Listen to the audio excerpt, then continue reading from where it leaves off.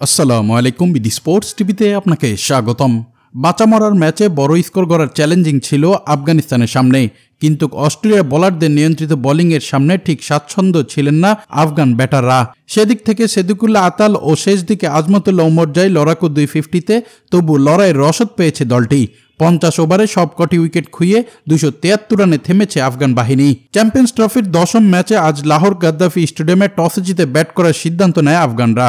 দলের হয়ে সর্বোচ্চ ইনিংস উপহার দেন সেদুকুল্লাহ আতাল। 95 বল খেলে 6-4 আর 3 ছক্কায় 85 রান করে পরে দলের হাল ধরেন আজমতুল্লাহ উমরজাই। এ ব্যাটার 63 বলে 1-4 আর 5 ছক্কায় 67 রানের ইনিংস খেলেন। আর শেষ দিকে 17 বলে 19 রান করেন রশিদ খান।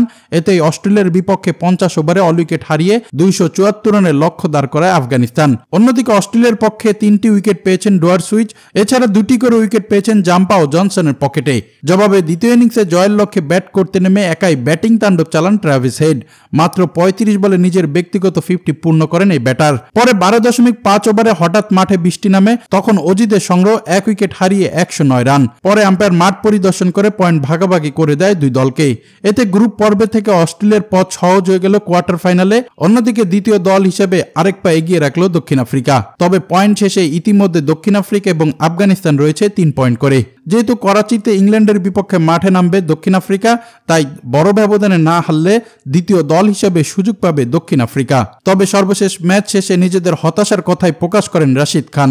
তিনি জানান, দুর্দান্ত খেলা শুরু করেছিলাম আমরা, আমাদের বিশ্বাস ছিল আমরা জয় নিয়ে সেমিফাইনাল নিশ্চিত করব, কিন্তু বৃষ্টির বাগড়ায় আমরা সেটা পূরণ করতে পারিনি। তবে আমরা চাইবো আমাদের ভক্ত সমর্থকরা আমাদের উপর আশাহত হবে না, এমন কথাই বলেন রশিদ খান। দর্শক, এই ছিল খেলাধুলার আপডেট। পরবর্তী আপডেট সবার আগে পেতে চ্যানেলটি সাবস্ক্রাইব করে সঙ্গেই থাকুন।